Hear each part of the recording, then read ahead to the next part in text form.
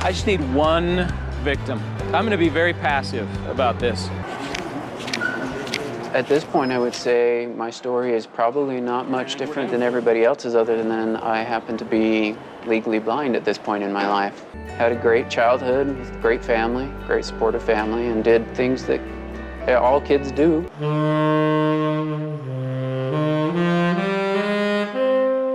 I've played saxophone since I was 12. And I've kind of kept that up. I play all the varieties of saxophone. So for my life, I consider myself just extremely fortunate for the family that I had and the education that I was able to get and the job that I had and so forth. And I don't feel like I ever said, why me?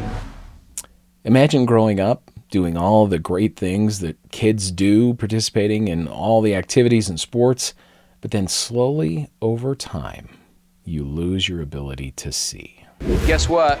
We're still in Salt Lake City. We've come back to the library. I'm going to use my sign again. There's a lot of people here now, so we're going to see what we get. That's what we do. I just need one victim. I'm going to be very passive about this. I'm just going to hang out right here. My little cubby hole. How are you? Excellent. He said I should do a story on his son and asked if that would be okay. The thing is, I don't choose, so it's up to his son and timing. We'll take the first person who is willing to share their story. So we'll see. It depends on who gets here first. And first just happened to be. Hi there. There you go. How are you? Good, how are you, Matt? I'm Todd. So your dad tells me you've got a great story. I guess. I don't know if I consider it great. So.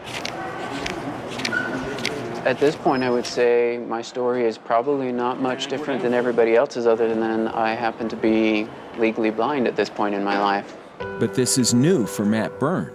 He remembers a world of color and beauty and faces. And when I was about 5, I did realize that I had some vision problems. I didn't see like other people saw.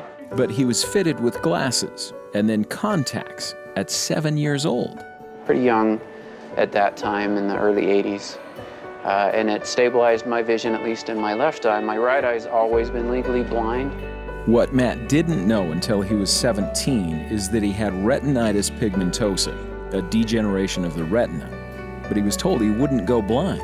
Had a great childhood, great family, great supportive family, and did things that all kids do. High school is where he noticed his vision getting worse. Driving was a problem, but he graduated and went on to college. And so I chose, after I graduated from the University of Utah, to pursue a degree in analytical chemistry. Matt worked as a chemist for 14 years, but getting to work became an issue when his license was revoked, so he started riding his bike. Kind of got to a point where that wasn't safe. I had several bicycle crashes that were fairly severe, so I decided to stop riding my bike. And but I just kind of kept on going and just making it work, and I had some great coworkers that were there to offer me rides. But ever so gradually, like the sun taking decades to set, Matt's vision has dimmed to the point that he had to leave his job. Pretty much from year to year, there were things that I would be able to tell, well, last year I could do this task, this year I cannot.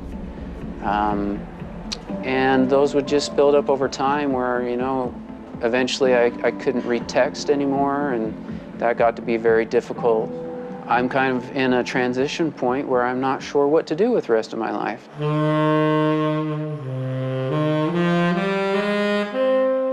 I've played saxophone since I was 12, and I've kind of kept that up. I play all the varieties of saxophone, baritone, tenor saxophone, alto, soprano. I also play clarinet and a little guitar.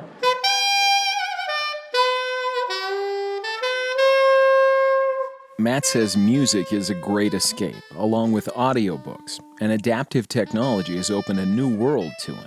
On the way home, we talked about doing a lunch or dinner meeting halfway near the new Farmington Mall. It actually speaks to me, so I have access to my email and texting, and The world is just fantastic as far as technology and what's available to everybody now. So that's made my life a lot easier. But Matt knows life will never be easy. That's okay. He's committed to adapting, something he's been doing for decades. The world is full of so many different, people and different things that they have to deal with, different limitations that run the whole spectrum. And particularly in the wider world, the amount of suffering. So for my life, I consider myself just extremely fortunate for the family that I had and the education that I was able to get and the job that I had and so forth. And I don't feel like I ever said, why me?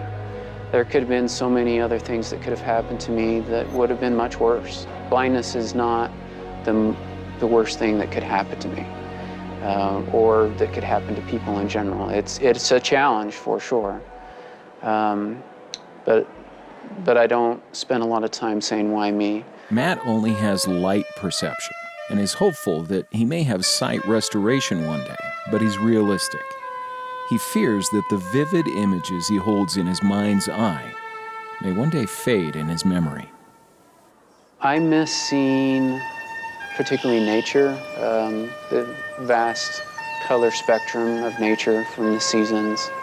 I miss seeing the way sunshine might even come into this window to our left, and the way that shadows fall. I miss probably the most seeing the people that I love.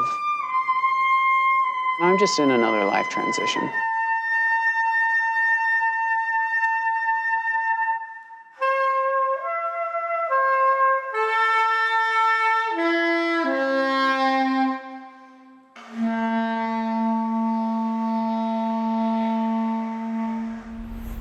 Such an amazing attitude to say, this is just another challenge that I need to face. And other people have faced things a lot worse. I mean, I can't imagine not being able to see and navigating the world that way. He's a great example to all of us who might have lesser challenges in life, but we make them seem a whole lot bigger. I tried to reach out to Matt with the contact info that we had, and I have not been able to hear back from him. So I hope he's doing well and continuing to progress. What a great guy. What a great story. So talented. Let me know what you think of this story. Give it a like, share it. That helps us to grow this page. And you can subscribe if you're on YouTube. You can follow the Story Trek page if you're on Facebook. And that all will help us to keep bringing you more great stories.